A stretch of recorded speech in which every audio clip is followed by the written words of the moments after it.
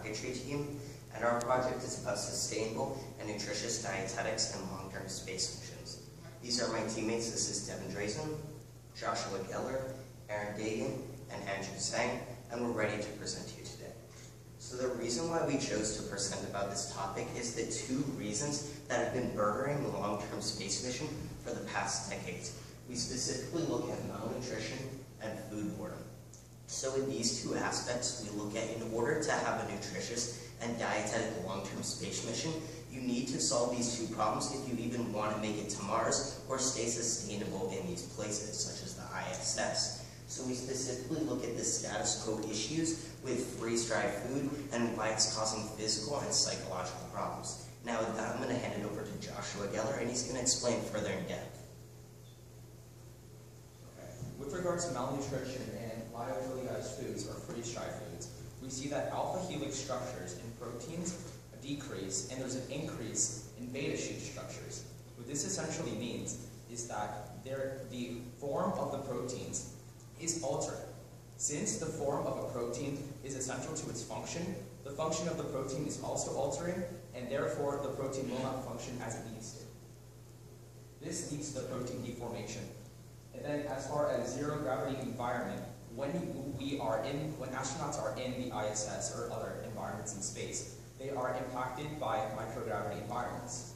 This leads to bone atrophy, muscle atrophy, and detriments to blood health. With respect to bone atrophy, it has been studied that bones actually shrink as time increases when astronauts are in microgravity environments. This shrinking of the bones in bone mass is directly correlated to muscle atrophy because the bones in the muscle systems are directly correlated. When the bones shrink, the muscle is not going to be supported as it needs to be by the skeletal system. With regard to blood health, in a zero gravity environment or microgravity environment, red blood cells are actually destroyed over time, and this releases iron into the blood system. This is extremely harmful to astronauts because an imbalance in iron will directly impact their health. Foodborne is defined as the repetition of dietary patterns. Psychologically, as astronauts eat the same kinds of foods over and over again, their eagerness to eat is going to decrease over time. Because their eagerness to eat is decreased, they are going to be affected by weight loss. If weight loss happens too rapidly over time, this can be directly correlated to a deviation in their blood pressure. The too rapid deviation in their blood pressure would cause some other physical issues, and these would be similar along with the bone shrinkage to osteoporosis and paralysis. With this, I'm going to hand it over to Devin Draizin to explain our process. So now that we kind of understand a little bit about what our problem actually is, let's take a look at exactly what our system is. So as you can see, it's been basically split up into 3 different phases, and the first of these phases is high yield crop production. So basically this is a combination of genetically modified crops as well as natural mechanical pollinators. Now what we think of as genetically crops is crops like corn and rice who have already been modified to have high yields with relatively low intake and detriment to the soil. Now once in combination with natural pollinators like bees and mechanical pollination techniques, we will see an increased efficiency in the long run and ultimately more food towards its printer. So after that, what happens is these high yield crops are grown and they're actually harvested and transferred into the printer, which is exactly where our next phase starts. Now this phase is where actually the 3D printer breaks down these foods into the 4 basic macromolecules, which are carbohydrates, proteins, lipids, and nucleic acids. Now we like to think of these 4 basic macromolecules as the building blocks that our 3D printer uses to make these foods. And that leads up to the next phase, which is the electronic database. Now this is an extremely significant part of the technology because what we were actually able to research is how we can create personalized models for astronauts. So if a woman needs certain dietary, if they have certain dietary needs, a man may not have the same ones, and because of that we can actually create different levels and different models to appease those needs. Now on top of that, we can actually use these molecules to actually print out any texture, or virtually any texture shape, and then afterwards we can use synthetic flavors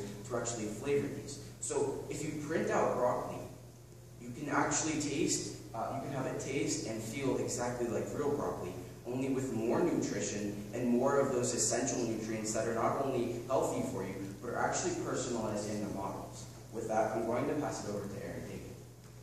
Hi everyone. So what we're actually doing today is that our problem actually solves the obstacles presented before, which is malnutrition and foodborne.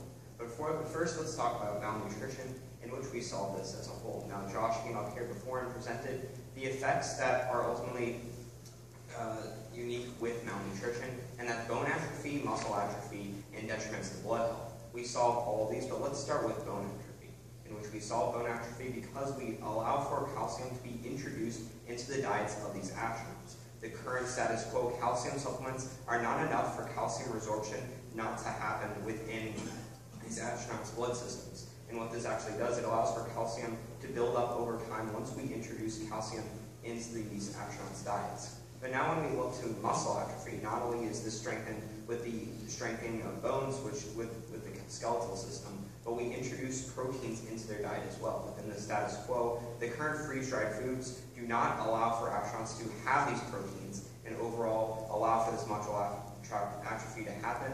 And with our system, we solve muscle atrophy because we're introducing proteins in this diet. But now let's look towards detriments to blood health, and we solve this as well because we see that just the mere presence of biology on board the space shuttle allows for decreases in stress and mood swings not to happen. And therefore, these astronauts are not only physiologically stable, but they're also psychologically stable at the same time. But talking about psychology, let's look towards foodborne, where astronauts have the availability to develop and print out any food of their choice. So if these astronauts feel like eating a cheeseburger, they can have a cheeseburger that tastes exactly like a cheeseburger, but with actually more nutritional value than we would have on Earth. And we see this affecting the psychology of these astronauts, which overall affects the physiology of these astronauts, because when we have malnourished astronauts that don't want to eat because of the foods that they're eating, this overall allows for efficiency in the mission to decrease. And once these astronauts are not only healthy physically and mentally, efficiency for the mission and conduction within the processes that we want to experiment on increase. But now let's look towards the most important solvency in today's experiment, and that's sustainability. And we proved sustainability over a long-term mission to Mars, which was approximately 10 years. So what we're bringing up towards the International Space Station is just one seed of, let's say, a tomato seed. And if that one seed develops even one tomato, that's hundreds of seeds that will be allowed for the crop, the space garden, to actually achieve and allow it to grow indefinitely. And the only obstacle we see with this is bringing up more water, but to nourish the soil in order for crop production to happen. And this outweighs all the costs of resupplying a long-term mission to Mars than allowing for a sustainable mission. But now let's look towards how we're actually going to be implementing this investigation. So obviously this is going to be an experimental investigation in which we're going to be manipulating variables actively to determine if these goals that we set for ourselves actually fit our claims. But now let's look towards the objectives that we hope to accomplish. And first, we're going to be investigating how nutritious plants react within microgravity environments. Within the status quo, we've seen Russian cosmonauts and even American scientists go up to the International Space Station and allow for crops to be grown, but what hasn't been concluded is the nutritious plants that we candidated as plants that provide proteins, lipids, and carbohydrates up to the International Space Station, and these haven't been grown. So what we want to conclude is how these behave in a microgravity environment, and if they're able to allow for a sustainable mission to Mars. But now let's look towards the second objective that we hope to accomplish, and that's investigating how pollinators actually are more efficient to develop these crops, because without these bees or even artificial pollinators, we're not going to be seeing this efficiency, so we need to conclude if it's actually efficient or not. Now, in the status quo, American astronauts have brought up bees up to the International Station, but we haven't seen their effects on growing crops. And by the fact that on Earth, 90% of all crops grown are pollinated, we're going to be seeing important effects of this by allowing for crop production to always have a surplus and outweigh astronaut consumption, so it's completely sustainable. But now let's look towards the third main objective, and that's exploring how 3D manufacturing machines react within a microgravity environment. Now, in the status quo, NASA has contracted third-party private sector companies to develop a 3D printer that just squirts out ingredients to make a pizza. But that's not the 3D printer that we're advocating for, whereas we're looking at a molecular 3D printer that builds these foods on the 4 macromolecules that we discussed before.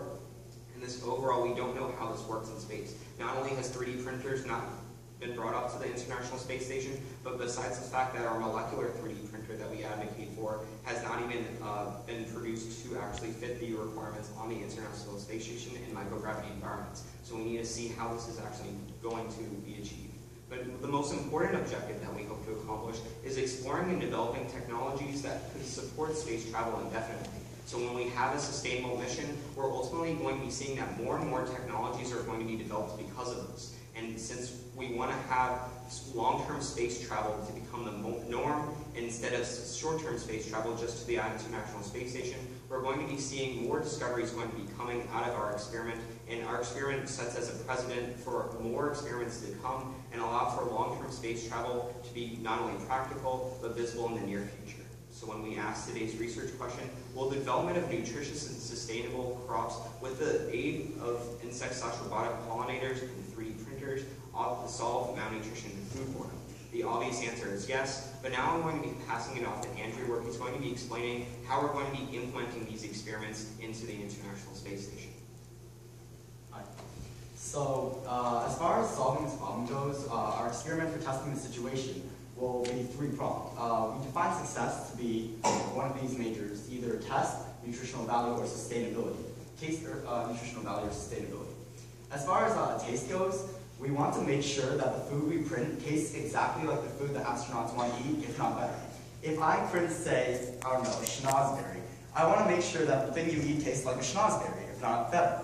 So, starting from the taste, we start with the interview, where we interview the astronauts to make sure that we're rid of any foods that have any biases. The astronauts will be paired in groups of 2, so anyone who has similar tastes will be paired with each other. After that, they'll be given platters of food during the execution part, where the food, one of them will contain a manufactured one, preferably the freeze-dried food that they're currently eating, and the other will contain organic or 3D printed food. Now, these will be rated based on texture, scent, and affinity towards the food overall to make sure that the food is around the same, if not better. As far as nutritional value goes, we set this up by pairing astronauts based on their physical characteristics. We want to make sure that astronauts with similar physical characteristics can be compared to each other to decrease any variances within the experiment. So, starting with one group of astronauts who will eat, say, manufactured food again, and the other group of astronauts will eat our 3D printed or organically grown food. Every week, we'll be sure to record any vital indicators of their health, and after a month-long study, we'll be able to hire a therapist to develop or research any psychological effects that may have taken hold because of these foods. Now, after that, we have to test for the sustainability of our system. Essentially, and ideally, we want the system to run indefinitely. But realistically, we only need the system to run for, say, about 10 years, which is an average space mission to Mars and back. As far as sustainability goes, we also need to test to make sure the bees are acting as they should in this environment, and they should act just as well, if not better, than their counterparts on Earth. The taste test will be done in a single blind experiment to rid of any biases, so the astronauts, when they eat the food, they won't be sure of what food they're actually eating, whether it's 3D printed or the freeze-dried food. Moving on, the materials we need for this experiment are very basic. We only need the 4 basic food molecules as a supply of ink for the printer: water, fats and oils, carbohydrates, and proteins. The technology we need for this is also very simple: the molecular 3D printer, the revolutionary printer we're advocating for, and also artificial pollinators or biological pollinators, which will act in our system to supply us with the inks.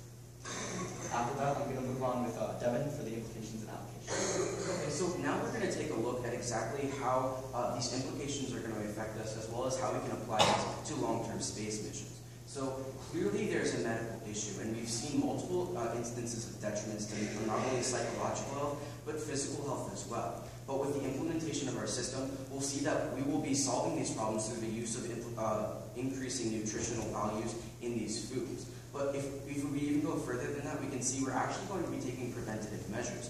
Because once we print out these foods, once we have this base material that we call the ink, we can implement more nutrients and more vitamins such as iron or calcium into these diets to prevent more detriments in later space missions. So the next thing is the technological implications of this. Now, clearly this 3D printing technology is brand new and is clearly advanced. So what we're going to be doing is we're opening up an entirely new field of study where we will be able to not only implement this seamlessly into the current technology that we have, but use this as a base to kind of build off of and increase the efficiency for long-term space missions. But finally, let's take a look at the financial implications of this. So currently, we're funding $3.5 billion to NASA to resupply the International Space Station. We're spending money to manufacture these foods that is expensive not only in the freeze-drying process, but also the packaging. Why would we do this when we can simply solve the problem and have a more efficient and healthier option for these astronauts? So clearly, the $3.5 billion doesn't need to be spent, but even more than that, we're not even seeing the nutritional value that these astronauts need. So this is the reason that we must advocate for our system. So with that, we're going to move on to Chad. So short of making these astronauts' parents tell them to eat their vegetables, the only way to conclude a nutritious and sustainable diet in space is to use the method that we propose. Remember that we first use high-yield crops, such as corn and rice, in order to gain the macromolecules or the ink for our molecular 3D printer, and then we use that ink in order to print out any food that he wants. So remember, say the astronaut wants an apple, we can give them an apple that tastes, feels, and is nutritious, if not more nutritious, than an actual organically grown apple, or any other foods that they want. With that, we create a cycle of nutritious and balanced diets for these space missions. No matter how short it takes to get to Mars, whether there's other methods to get there, in order to have a sustainable and future in Mars or other space missions, you need to first go onto the nutritious and sustainable diets in order to conclude that we're able to sustain in Mars. Now with that, does anyone have any questions? You definitely have a lot of information here that we will take probably hours to digest. But if you were to start with a basic system, call it like a prototype system, what you propose to have for that to happen? 3D printing technology is out here. Right. So for you to take that existing technology and build a prototype, what are the things you need to have?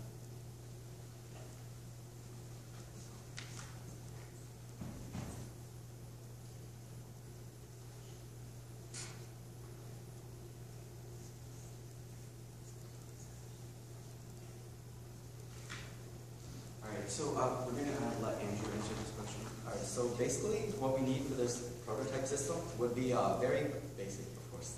Our crops will have high-yield crops, which are already very extensively studied, and also we'll have general things which will help sustain the water cycle and the nitrogen cycle, which are all very vital. Additionally, we'll have the pollinators. Excuse me. The pollinators, whether they be mechanical and biological, in the event that we don't have biological, we'll use mechanical, in order to pollinate these crops and generate the inks that we need. Aside from that, we also have the 3D printer and the astronauts / the ISS microgravity system that they currently have to test on all these things. I guess I'm asking you the quick project manager hat. Come to NASA and say, look, we're spending $3.5 billion a year to supply to astronaut carbon on the space mission. Now we're able to build this prototype with X amount of dollars or this amount of time. What would you do? What would you ask us? You come to NASA, what would you ask us? So give me this much money, give me this much time, I'm going to build a prototype to prove the concept I'm advocating. So I would first start with going through the process of breaking up these high-yield crops into their macromolecules, the 4 macromolecules that we proposed in our presentation. And then once we do that, work with a 3D printer on the molecular level to try to glue these macromolecules in the so-called DNA code that each food would have, allowing us to create any food that the astronaut wants. How much money do you need? Say that again? How much money do you need and how long do you need to do that? Well, that can't be proposed yet because we don't have the technology at hand and we'd have to develop the technology further. But overall, it's going to be less of the amount of cost of resupplying the International Space Station. And that would be the starting point. Yes. And proposing a concept that really is supposed to serve a practical solution at some point. And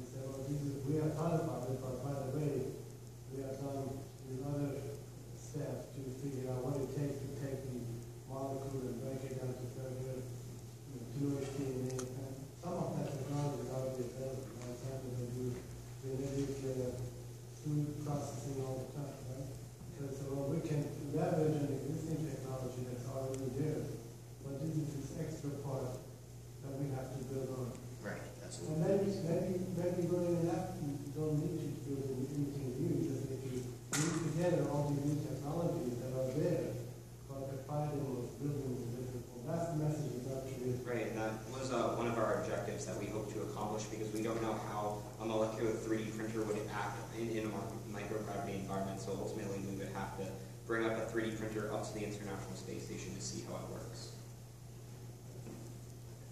Any more questions?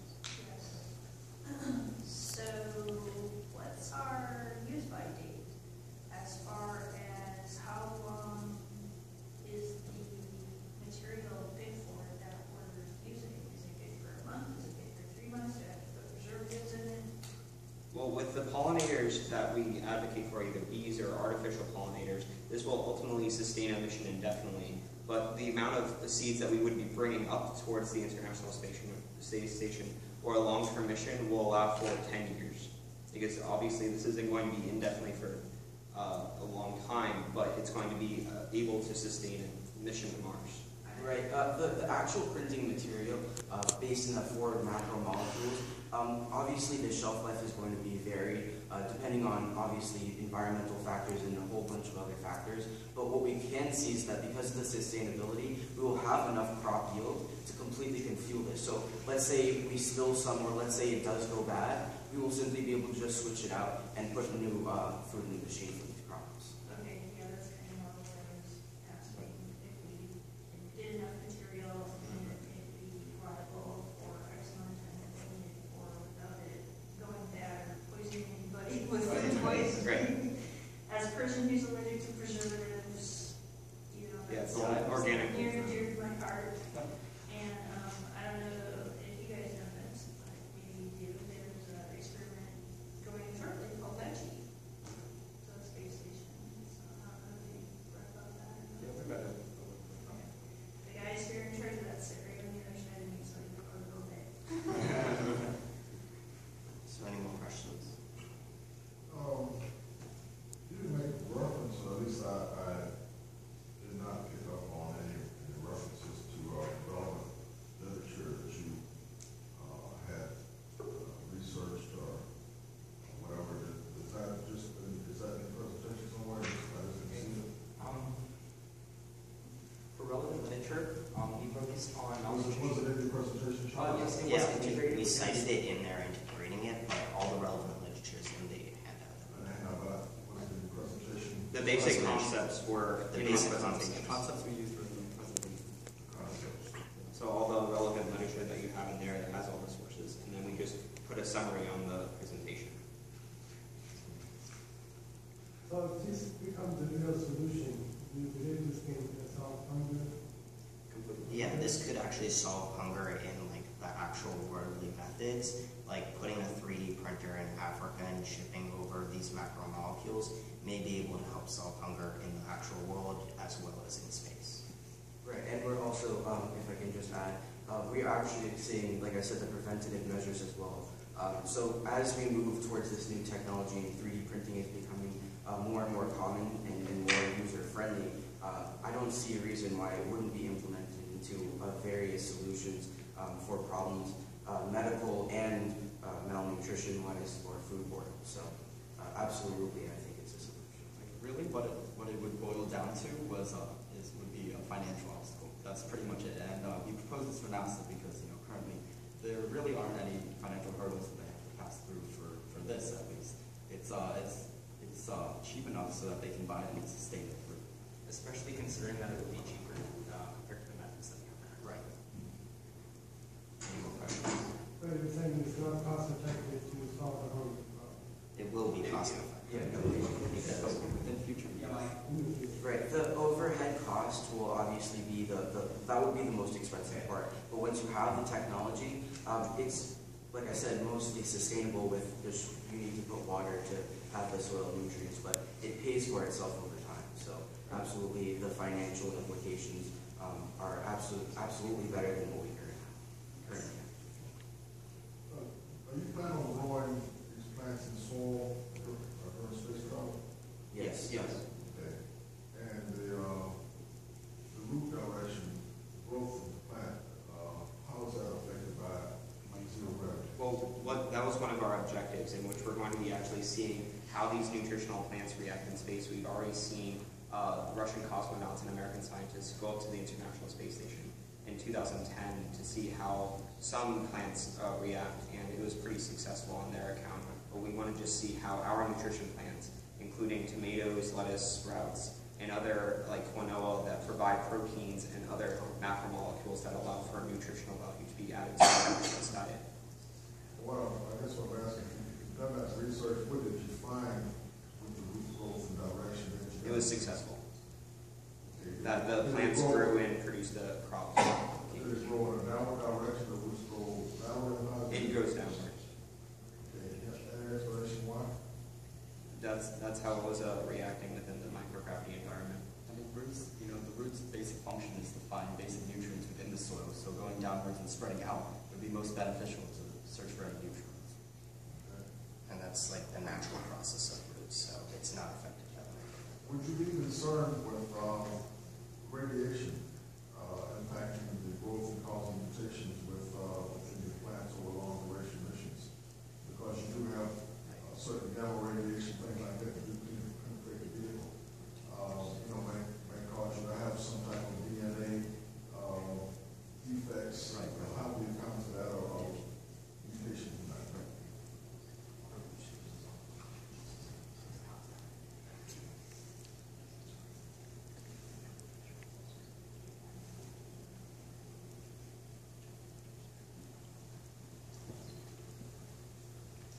As far as the radiation, there's already been precautionary measures to protect the astronauts themselves. So as far as the plants go, those same measures would be taken to protect the plants so there wouldn't be any mutilation of DNA.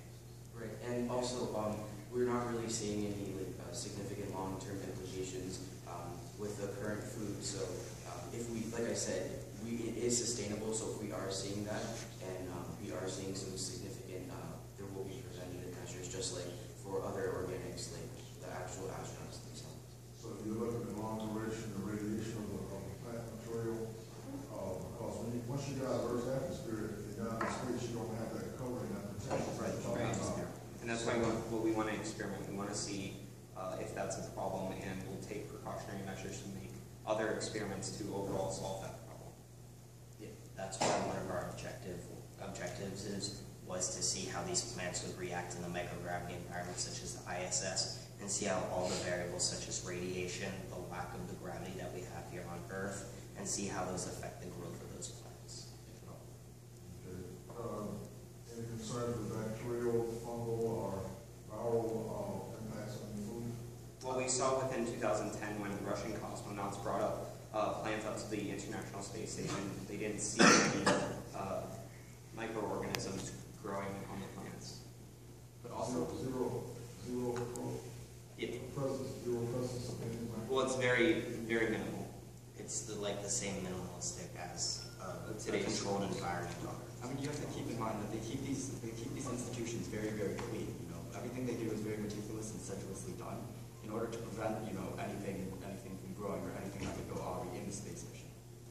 And also, if there were any detriments, like I said, with the actual sustainable food, once we break it down, because it's sort of a fast-moving cycle as in harvesting, if we do, let's say, get something, even a low crop yield, can easily be adjusted for just by simply changing out the batch, or if we do see microorganisms like in the form of mold or any fungal infections or anything like that, we can absolutely take sanitary measures to disinfect the actual machine itself, and then we'll just throw that material